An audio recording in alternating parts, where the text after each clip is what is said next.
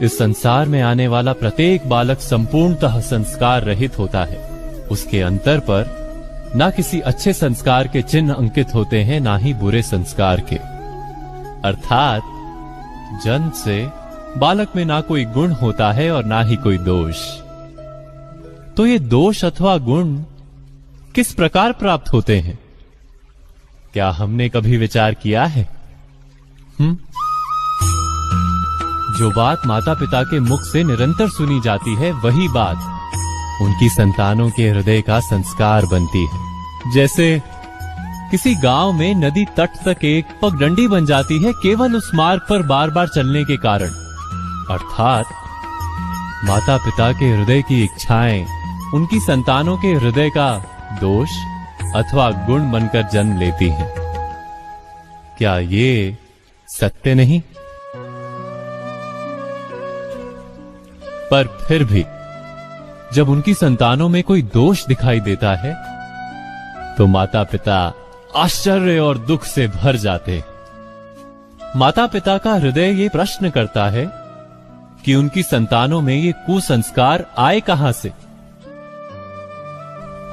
सत्य तो यही है कि माता पिता अपनी संतानों को अनजाने में ही कुसंस्कार के बीज दे देते हैं, जो उनके संतानों की हृदय भूमि पर कुसंस्कार का वृक्ष बनकर उगता है। अर्थात अपनी संतानों को सुसंस्कारी और धर्ममय बनाने की आशा रखने वाले प्रत्येक माता पिता को प्रथम अपने हृदय की इच्छाओं पर अंकुश रखना क्या अनिवार्य नहीं?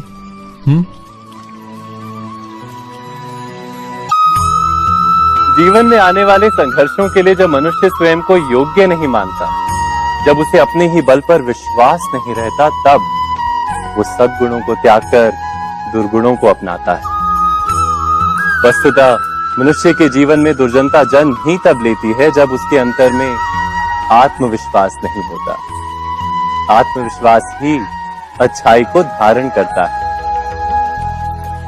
ये आत्मविश्वास है क्या?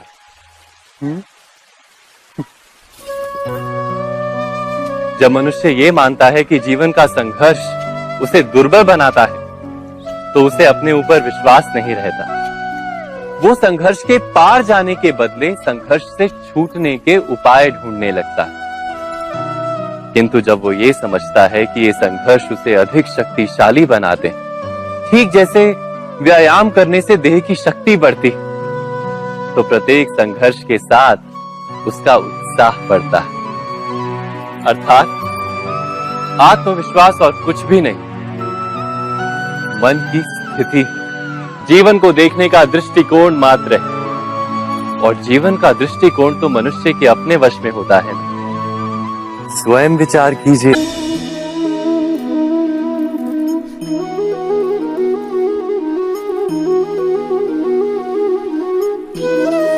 ज्ञान प्राप्ति सदा ही समर्पण से होती है, ये हम सब जानते हैं। किंतु समर्पण का वास्तविक महत्व क्या है? क्या हमने कभी विचार किया? मनुष्य का मन सदा ही ज्ञान प्राप्ति में विभिन्न बाधाओं को उत्पन्न करता है।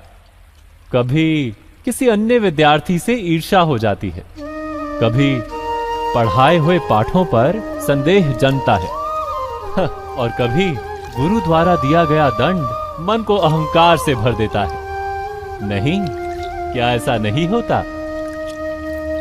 न जाने कैसे कैसे विचार मन को भटकाते हैं, और मन की इसी अयोग्य स्थिति के कारण हम ज्ञान प्राप्त नहीं कर पाते। मन की योग्य स्थिति केवल समर्पण से निर्मित होती है। समर्पण मनुष्य के अहंकार का नाश करता है, ईर्ष्या, महत्वाकांक्षा आदि भावनाओं को दूर कर हृदय को शांत करता है और मन को एकाग्र करता है। वास्तव में ईश्वर की सृष्टि में ना ज्ञान की मर्यादा है, ना ज्ञानियों की।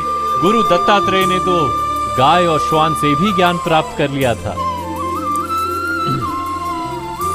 अर्थात विषय ब्रह्म ज्ञान का हो या जीवन के ज्ञान का या गुरुकुल में प्राप्त होने वाले ज्ञान का, उसकी प्राप्ति के लिए गुरु से अधिक महत्व है उस गुरु के प्रति हमारा समर्पण। क्या ये सत्य नहीं? सबके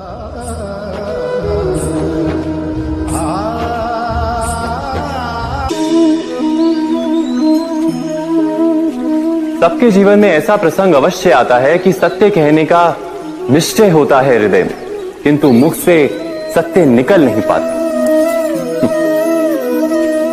कोई भय मन को घेर लेता है।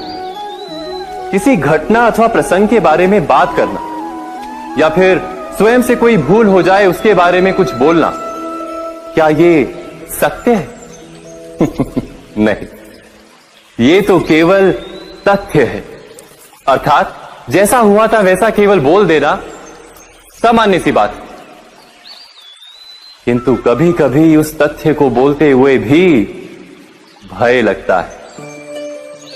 कदाचित किसी दूसरे की भावनाओं का विचार आता है मन, दूसरे को दुख होगा ये भय भी शब्दों को रोकता है। तो ये सत्य क्या है? क्या हमने कभी विचार किया है? जब भय रहते हुए भी कोई तथ्य बोलता है तो वो सत्य कहलाता है। वास्तव में सत्य कुछ और नहीं, केवल निर्भयता का दूसरा नाम है। और निर्भय होने का कोई समय नहीं होता, क्योंकि निर्भयता आत्मा का स्वभाव है। अर्थात क्या प्रत्येक क्षण सत्य बोलने का क्षण नहीं होता?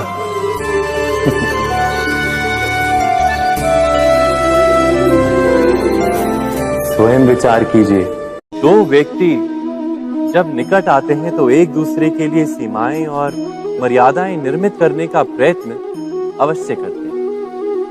हम यदि सारे संबंधों पर विचार करें तो देखेंगे कि इन सारे संबंधों का आधार यही सीमाएं हैं जो हम दूसरों के लिए निर्मित करते हैं। और यदि अनजाने में भी कोई अन्य व्यक्ति इन सीमाओं को तोड़ता है तो उसी क्षण हमारा हृदय क्रोध से भर जाता है। इन सीमाओं का वास्तविक रूप क्या है? क्या हमने कभी विचार किया? सीमाओं के द्वारा हम दूसरे व्यक्ति को निर्णय करने की अनुमति नहीं देते, अपना निर्णय उस व्यक्ति पर थोपते, अर्थात किसी की स्वतंत्रता का अस्वीकार करते हैं हम। और जब स्वतंत्रता का अस्वीकार किया जाता है तो उसका हृदय दुख से भर जाता है। और जब वो सीमाओं को तोड़ता है तो हमारा हृदय क्रोध से भर जाता है। क्या ऐसा नहीं होता?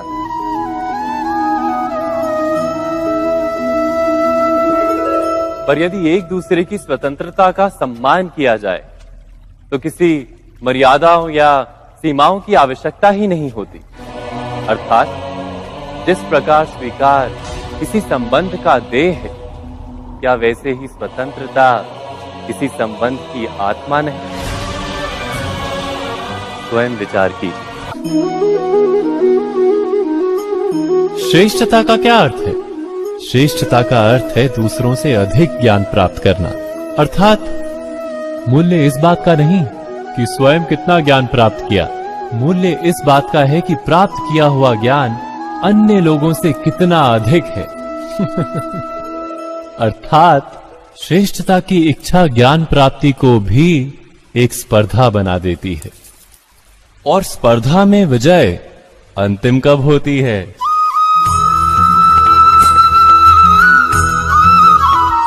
कुछ समय के लिए तो श्रेष्ठ बना जा सकता है, किंतु सदा के लिए कोई श्रेष्ठ नहीं रह पाता।